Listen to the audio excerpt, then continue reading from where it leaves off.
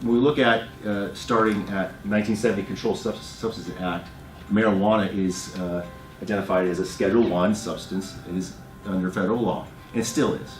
So it's still in the same class as heroin and cocaine. Okay, and that's remained the case. We all know that.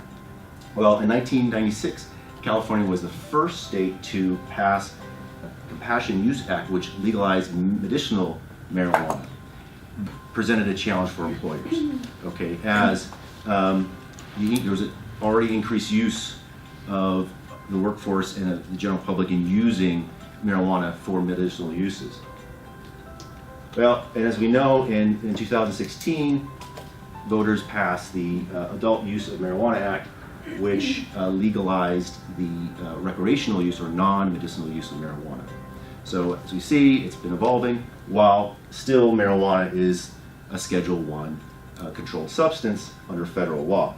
So just taking a quick summary of what Proposition 64 did. It was passed in November 8, 2016 and effective the next day. And I will never forget November 9th, 2016 because obviously for obvious reasons, but I'll never forget walking to lunch in downtown San Jose. I think it was to Togo's, you know, kind of in the days myself after the election. And I walked by a smoke shop, right? I had never really noticed the smoke shop, but today I noticed a smoke shop. And it dawned on me, that's right, we passed overwhelmingly, we passed 57% approval rating for Proposition 64. Well, it legalized the recreational use of marijuana for persons 21 years and over. It permits personal cultivation of 6 cannabis plants. It established a state regulatory system for the commercial cultivation, testing, and distribution of recreational cannabis and other cannabis products as well. And it allows local governments to regulate or prohibit cannabis businesses.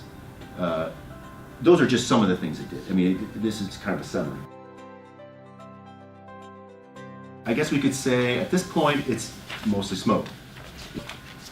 It has a very important carve-out for employers in the law. And the law is actually codified in the Health and Safety Code. The law does not prohibit an employer in California from maintaining a drug-free or alcohol-free workforce. It doesn't require employers to permit or accommodate the use of medical marijuana or marijuana generally in the workplace. Ability to prohibit the use of cannabis by employees or prospective employees, right? And it doesn't prevent the employers from complying with state or federal law. Remember, federal law, it's still unlawful, it's still illegal. So the law didn't change anything with respect to employers. It's much more complicated than that now.